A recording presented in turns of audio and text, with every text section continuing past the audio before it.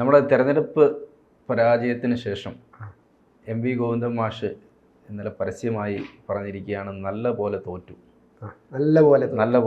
എന്ന് പറഞ്ഞിരിക്കുകയാണ്. സാധാരണഗതിയിൽ പാർട്ടിക്കകത്താണ് അദ്ദേഹം അത് പറയുന്നത്, പക്ഷേ ഇത് പുറത്താണ് പറഞ്ഞത്. അതെ, പുറത്ത് പാർട്ടി അനുഭാവികളും അണികളും കൂടെ ചേർന്ന് വലിയൊരു യോഗത്തിൽ പറഞ്ഞിരിക്കുന്നത് നല്ല പോലെ തോറ്റു. അതിൻ്റെ കാര്യകാരണങ്ങൾ സഹിതം അദ്ദേഹം പറയുകയാണ്. പക്ഷേ തലേന്ന് തന്നെ ഈ മുഖ്യമന്ത്രി നിയമസഭയിൽ പക്ഷേ തോറ്റിട്ടില്ല എന്ന് പറഞ്ഞിട്ട് അദ്ദേഹം പറയുന്നത് ഭരണവിരുദ്ധ വികാരമില്ല എന്ന് പറഞ്ഞിട്ട് കുറേ കണക്കുകളൊക്കെ അവതരിപ്പിച്ചതിന് ശേഷമാണ് ഗോവിന്ദൻ മാഷ് പറയുന്നത് തോറ്റുപോയി എന്ന് പറയുന്നത്. അതായത് പഴയതുപോലൊന്നും അങ്ങനെ ഞാൻ പറയുന്നത് നിങ്ങൾ കേട്ടോണ്ടിരുന്നാൽ മതി എന്നുള്ള പരിപാടിയൊന്നും നടക്കത്തില്ല പാർട്ടിയിൽ എന്നാണ് ചില സൂചനകൾ നമുക്ക് കിട്ടുന്നതെന്ന് അനുമാനിക്കാം. പക്ഷേ തിരുത്തും എന്നും പറയുന്നുണ്ട് അല്ലേ? തിരുത്തും, കൃത്യമായിട്ടും തിരുത്തും എന്നും പറയുന്നുണ്ട്.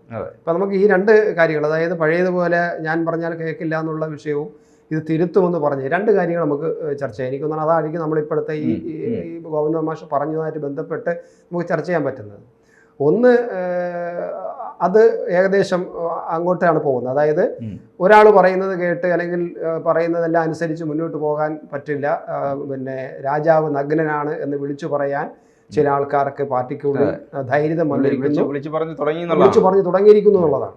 അപ്പോൾ ഗോവിന്ദൻ മാഷ് പറഞ്ഞിരിക്കുന്ന വ്യക്തമായിട്ടും പാർട്ടി സെക്രട്ടറി എന്നുള്ളത്, ഗോവിന്ദൻ മാഷ് പാർട്ടി സെക്രട്ടറിയാണ് അദ്ദേഹം.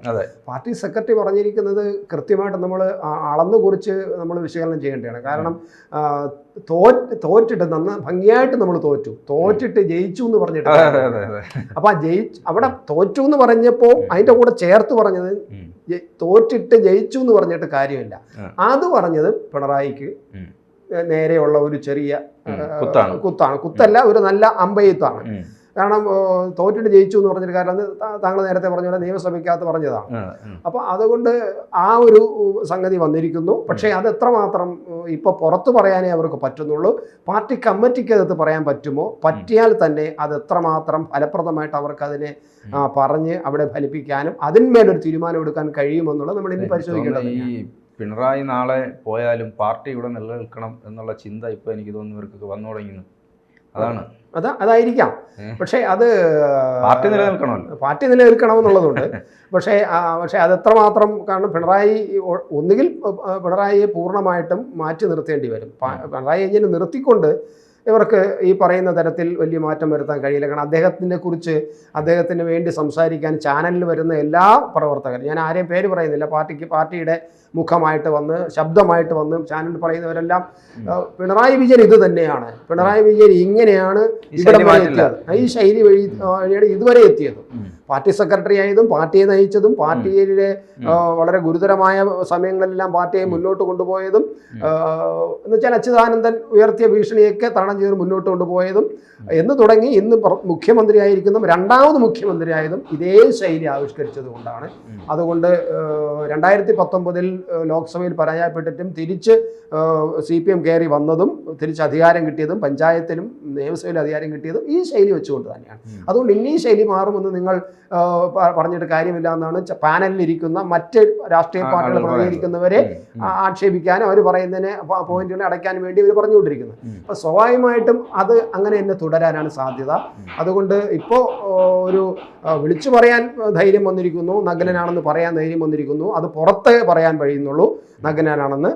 പാർട്ടി കമ്മിറ്റിക്കകത്ത് നഗ്നനാണെന്ന് പറയാനുള്ള ധൈര്യം ഇവർക്കുണ്ടാകുമോ? അഥവാ ആരെങ്കിലും പറഞ്ഞു കഴിഞ്ഞാൽ അവരുടെ അവസ്ഥ എന്തായിരിക്കും? പാർട്ടിക്ക് മുന്നോട്ട് പോകാൻ കഴിയും. പാർട്ടി കമ്മിറ്റി ഉടനെ ഉണ്ടല്ലോ, ഉടനെ അതിന്റെ മുന്നോടിയായിട്ടാണ് ഇത്തരം കാര്യങ്ങളൊക്കെ നടക്കുന്നത്.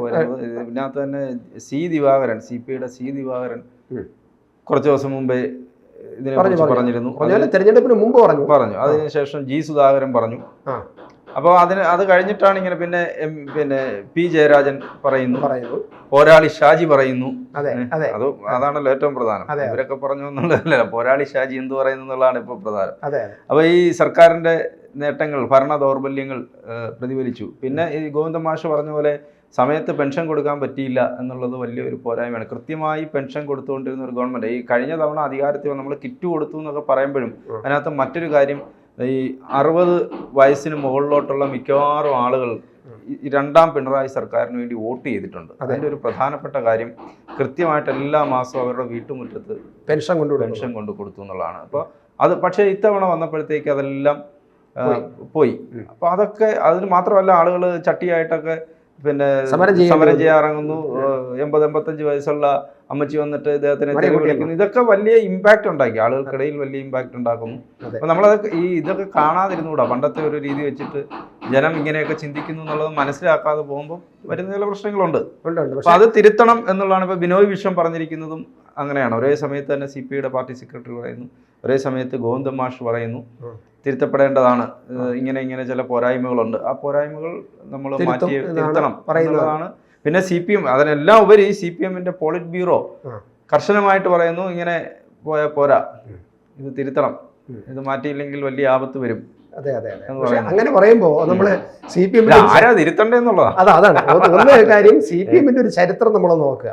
അതായത് ഒന്ന് ഇപ്പം ഈ തിരുത്തണമെന്ന് പറയുമ്പോൾ അദ്ദേഹം ഇന്നലെ ആ യോഗത്തിൽ പിന്നെ വി ഗോവിന്ദൻ പറഞ്ഞിരിക്കുന്നത് പിണറായി സർക്കാരിനെതിരായിട്ടുള്ള ഒരു കുറ്റപത്രം തന്നെയാണ്. നമ്മൾ അങ്ങനെ തന്നെ കാണും, ഒരു കുറ്റപത്രം തന്നെയാണ്. അതായത് 62 ലക്ഷം വരുന്ന സാധാരണക്കാർക്ക് പെൻഷൻ കൊടുക്കാൻ കഴിഞ്ഞില്ല, ഒന്ന്. പിന്നെ സർക്കാർ ജീവനക്കാരുടെ DA കുടിശ്ശിക കൊടുക്കാൻ കഴിഞ്ഞില്ല, പെൻഷൻകാരുടെ DA മറ്റും കുടിശ്ശിക കൊടുക്കാൻ കഴിഞ്ഞില്ല, അംഗൻവാടി ആശാ വർക്കർമാരുടെ വിഷയങ്ങളുണ്ട്, അവരുടെ ദുരിതത്തിലാണ്, ബുദ്ധിമുട്ടിലാണ്, പാചക തൊഴിലാളികൾ, സ്കൂൾ തൊഴിലാളികൾ, ഇങ്ങനെ അങ്ങനെ അടിസ്ഥാന വർഗങ്ങളെല്ലാം. അപ്പൊ എങ്ങനെ 1, 2, 3, 4 എന്ന് അദ്ദേഹം എണ്ണി പറഞ്ഞില്ലെങ്കിൽ പോലും പറഞ്ഞത് മുഴുവൻ എണ്ണി പറഞ്ഞിരിക്കുകയാണ് അദ്ദേഹം. അപ്പം അതൊരു പിണറായി സർക്കാരിനെതിരായിട്ടുള്ള കുറ്റപത്രം തന്നെയാണ്. അപ്പൊ ആ തരത്തിലാണ് അദ്ദേഹം പൊതു മണ്ഡലത്തിൽ വന്ന് ഇതത്രയും പറഞ്ഞിരിക്കുന്നത്. അതൊന്ന്. രണ്ട്, നമ്മൾ ഈ തെറ്റ് തിരുത്തും എന്ന് തിരുത്തണ്ടേ, നമ്മൾ ഇങ്ങനെ തിരുത്തിയാൽ നമുക്ക് എങ്ങനെ മുന്നോട്ട് പോകാൻ കഴിയുമെന്ന് അദ്ദേഹം പറയുന്നുണ്ട്.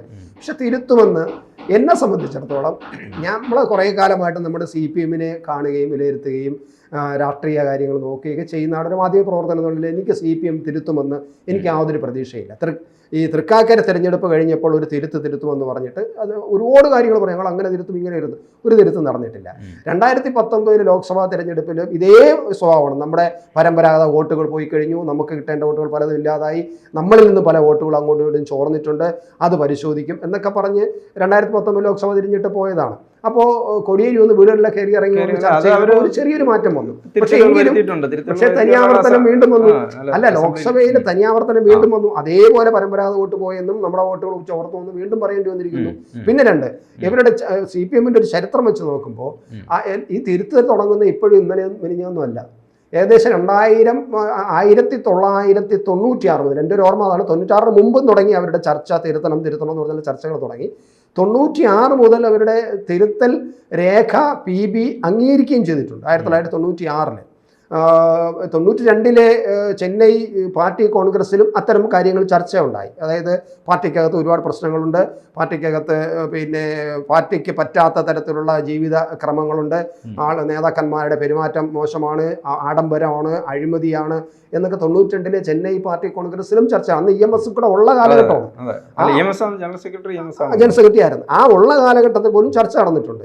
അത് കഴിഞ്ഞ് 96 PB ഒരു പിന്നെ പ്രമേയം തന്നെ പാസ്സാക്കി, ഒരു പ്രമേയമല്ല രേഖ പാസ്സാക്കി, എങ്ങനെ ആയിരിക്കണം പാർട്ടി, തിരുത്തിയാലും മുന്നോട്ട് പോകാനൊക്കൂ, പാർട്ടി നേതാക്കളുടെ പെരുമാറ്റം എങ്ങനെ ഇരിക്കണം, അങ്ങനെ ഒരു മര്യാദ പഠിപ്പിക്കുന്ന തരത്തിലുള്ള പെരുമാറ്റച്ചട്ടം തന്നെ ഉണ്ടാക്കിക്കൊണ്ട് പ്രത്യയശാസ്ത്രപരമായിട്ട് നമ്മൾ നമ്മുടെ പ്രവർത്തനങ്ങളിലും നമ്മുടെ എല്ലാ കാര്യങ്ങളും പ്രത്യയശാസ്ത്രം മുറുകെ പിടിക്കണം, ഇങ്ങനെ പറഞ്ഞ് നിരവധി പിന്നെ വിഷയങ്ങൾ വെച്ചിട്ട് രേഖ ഉണ്ടാക്കി പാസ്സാക്കിയതാണ്. പാസ്സാക്കിയിട്ട് അവർക്കത് മുന്നോട്ട് കൊണ്ടുപോകാൻ കഴിഞ്ഞില്ല. 1996 അവരിങ്ങനെ ഒരു PBയിൽ വലിയൊരു രേഖ ഉണ്ടാക്കി പാസ്സാക്കി എടുത്തത്. അന്ന് തൊട്ട് തിരുത്തു തുടങ്ങുമെന്ന് പറഞ്ഞ് വലിയ ചർച്ചകളൊക്കെ ഒന്ന് തിരുത്തും എന്നൊക്കെ പറഞ്ഞിട്ട് നമ്മുടെ മാധ്യമങ്ങളെല്ലാം വലിയ കാര്യങ്ങളൊക്കെ ചർച്ച ചെയ്യാണ്. ദേശാഭിമാനിയൊക്കെ തിരുത്താൻ പോകുന്നു, പാർട്ടി ജനങ്ങളുടെ പാർട്ടിയാണ്, ഞങ്ങൾക്ക് തെറ്റ് പറ്റിയ ജനങ്ങളുടെ മുമ്പിൽ ഞങ്ങൾ തെറ്റ് പറയും, എന്നിട്ട് ഞങ്ങൾ തിരുത്തുമെന്നൊക്കെ പറഞ്ഞപ്പോൾ ജനങ്ങൾക്ക് ഒരു വിശ്വാസം തുടങ്ങി 96. അത് കഴിഞ്ഞിട്ട് 10-13 വർഷം കഴിഞ്ഞിട്ട് 2009 വീണ്ടും PB കൂടിയപ്പോൾ തിരുത്താൻ വേണ്ടിയിട്ടുള്ള ഭേദഗതികൾ വീണ്ടും വരുത്തേണ്ടി വന്നു അവരുടെ രേഖകളിൽ. അത് പറയുന്നത് ഞങ്ങൾ അപ്പോഴും തിരുത്താൻ പറ്റിയിട്ടില്ല, ഒരു ചില ഭേദഗതി ഈ രേഖകളിൽ ചില ഭേദഗതി വരുത്തി. അന്ന് അവർ പറഞ്ഞത് കാലാനുസൃതമായിട്ടുള്ള ഭേദഗതി വരുത്തുകയാണ്, അല്ലാതെ ഞങ്ങൾക്ക് 96 തിരുത്തൽ രേഖ നടപ്പിലാക്കാൻ കഴിയാത്തതുകൊണ്ടല്ല എന്നാണ് പറഞ്ഞത്. പക്ഷെ നടപ്പിലാക്കാൻ കഴിഞ്ഞില്ല. അപ്പോൾ 2009 വീണ്ടും ഇങ്ങനെയുള്ള പിന്നെ ഇത് പരിഷ്കരിച്ചുകൊണ്ട് വീണ്ടും ആ രേഖകൾ ചർച്ച ചെയ്തു. അന്നും ഈ 92 ചെന്നൈ പാർട്ടി കോൺഗ്രസും 96 PBയും ഒക്കെ ചർച്ച ചെയ്ത കാര്യങ്ങൾ തന്നെ വീണ്ടും അവർ 2009 ചർച്ച ചെയ്തു. ഇങ്ങനെ തിരുത്തൽ നടത്തുമെന്നും ഉള്ള കാലം മുഴുവൻ പറഞ്ഞുകൊണ്ടിരിക്കുകയാണ്. എന്തിന് നമ്മൾ 2022 മുതൽ SFI DYFI ഈ 2000 കാലം മുതൽ, അതിനു മുമ്പ് തന്നെ SFI DYFI പ്രശ്നമാണ് പാർട്ടിക്കെന്ന് അവർ സ്വയം ചർച്ച ചെയ്ത് തുടങ്ങിയിട്ടുണ്ട്. ഈ 2000 കഴിഞ്ഞ് 2020 കാലഘട്ടങ്ങളിലൊക്കെ SFI DYFI കേരള ഘടകത്തിൻ്റെ പ്രവർത്തനങ്ങൾ പാർട്ടിക്ക് വലിയ തലവേദനയാവുകയാണ് ഉണ്ടായത്. പല ജില്ലാ നേതൃത്വത്തിനുമെതിരായിട്ട് സംസ്ഥാന നേതൃത്വം നിങ്ങൾ അതാത് ജില്ലാ നേതൃത്വത്തിലെ DYFI SFIക്കാരെ നിയന്ത്രിക്കണമെന്ന് പറഞ്ഞിട്ട് ചില നിർദ്ദേശങ്ങൾ കൊടുക്കുകയും ചെയ്തിട്ടുണ്ട്. പക്ഷെ നടന്നിട്ടില്ല. നമുക്കറിയാം, പിന്നെ ദിവ്യ അല്ലേ വിദ്യ എന്ന് പറയുന്ന വിദ്യ എന്ന് പറയുന്ന വ്യാജരേഖ, പിന്നെ ഒരു അഖിൽ തോമസിൻ്റെ വ്യാജരേഖ, അങ്ങനെ തുടങ്ങി നിരവധി വിഷയങ്ങൾ അവർക്ക് അവസാനം ഈ തിരുത്തും. അന്നും പറഞ്ഞു ഇതെല്ലാം SFIയെ ഞങ്ങൾ തിരുത്തും, DYFIയെ തിരുത്തും എന്നൊക്കെ പറഞ്ഞു. പക്ഷേ DYFI തിരുത്തുമെന്ന് പറഞ്ഞിട്ട് സംസ്ഥാന കമ്മിറ്റി ഓരോ ജില്ലാ ഘടകത്തിനും കർശന നിർദ്ദേശം കൊടുത്ത് കുഴപ്പങ്ങൾ കാണുന്നുണ്ട്, തിരുത്തണമെന്ന് പറഞ്ഞിട്ട് DYFI ഒരു സ്വകാര്യ സേനയാക്കി വളർത്താനാണ് പിണറായി വിജയൻ ശ്രമിച്ചത്. ഈ ജനകീയ സദസ്സിൽ അങ്ങറ്റം ഇങ്ങറ്റം ആൾക്കാരെ തല്ലി ഒതുക്കാനുള്ള ഒരു സ്വകാര്യ ഗൂണ്ട സേന ഉണ്ടാക്കിയെടുക്കുകയാണ് പിണറായി വിജയൻ ചെയ്ത DYFIയെ. എന്നിട്ട് ആ DYFI ചെയ്തതിനെ പിന്നെ എന്ത് പറയാം, നമ്മൾ രക്ഷാപ്രവർത്തനം എന്നാണ് അദ്ദേഹം പറഞ്ഞ അതിനെ വെള്ളപൂശിയത്. അങ്ങനെയുള്ളപ്പോൾ സ്വാഭാവികമായിട്ടും അവർക്ക് തിരുത്താൻ കഴിയില്ല. ഈ തിരുത്തൽ എന്ന് പറയുന്നത് ഇപ്പോൾ തെരഞ്ഞെടുപ്പ് നടക്കുമ്പോൾ ഓരോ തെരഞ്ഞെടുപ്പ് നടക്കുമ്പോൾ തിരുത്തുമെന്ന് പറയുന്നുണ്ട്. എൻ്റെ ഒരു കണക്ക് കൂട്ടലിൽ ഈ തിരുത്തലൊന്നും അവർക്ക് ഇനി മുന്നോട്ട്, കാരണം തിരുത്താൻ പറ്റാത്ത തരത്തിൽ അതിനകത്ത് ജീർണത, ഞാൻ ആ വാക്കിനെ ഉപയോഗിക്കുന്നു, ജീർണത, പ്രത്യേകിച്ച് പറഞ്ഞ നല്ലൊരു പ്രവർത്തനമായിട്ട് എത്തുമെന്നുള്ളത് നമുക്ക് നോക്കാം.